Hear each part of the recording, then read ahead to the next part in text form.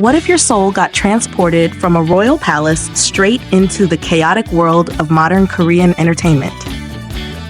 That's basically the wild premise of My Royal Nemesis. And honestly, I went into this drama expecting another typical past meets present K-drama. But after watching the first episodes, I was surprised by how easy it is to get invested in the story. The drama follows Kangdan Shim, a royal concubine who dies after being forced to drink poison, only to wake up inside the body of modern-day actress Shin So-ri. And from the very first scene, the drama wastes no time pulling viewers into the chaos. I actually think that's one of the biggest strengths of My Royal Nemesis. Some fantasy dramas spend way too much time explaining complicated timelines and rules, but this one keeps things simple enough that you can just sit back and enjoy the ride.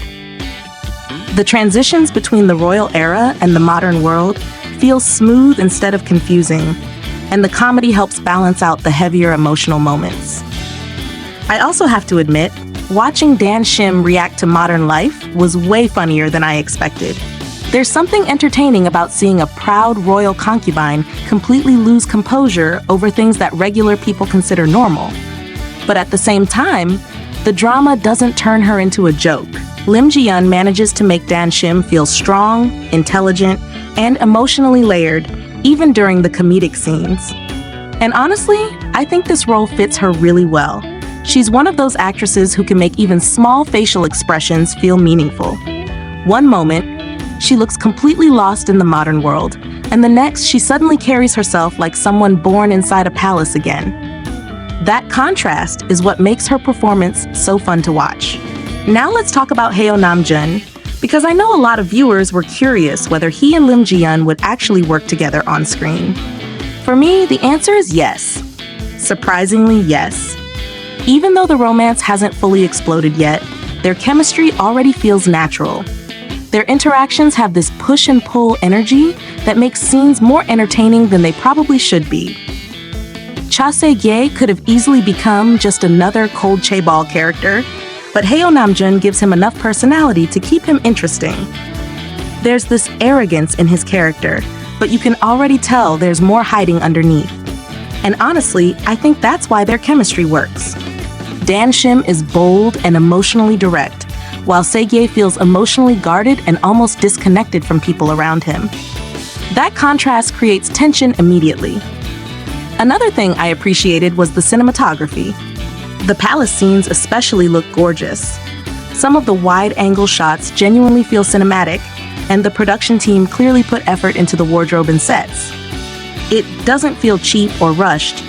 Even though this is more of a light fantasy romance drama, the visuals still make the historical scenes feel immersive. At the same time, the modern scenes have a brighter and more playful vibe that matches the comedy perfectly. Personally, I think My Royal Nemesis works best when you don't overthink it. This isn't trying to become the darkest or most emotionally devastating K-drama of the year. It knows exactly what kind of show it wants to be. Entertaining, funny, romantic, and easy to binge after a long day. And honestly, there's nothing wrong with that. Sometimes viewers just want a drama that feels fun without becoming emotionally exhausting. Still, I'm curious whether the drama can maintain this momentum in later episodes, because fantasy romance dramas sometimes start strong and then lose focus halfway through. So now I want to ask you guys this. Do you think Lim Ji-yeon and Heo Nam-jun already have enough chemistry to become one of the memorable K-drama couples this year? Or do you think it's still too early to judge? And also, are you more interested in the palace storyline or the modern-day storyline so far? I honestly feel like the modern scenes are stealing the spotlight right now, but maybe the royal backstory will become even more emotional later on. Let me know your thoughts because I can already see viewers being divided on this one.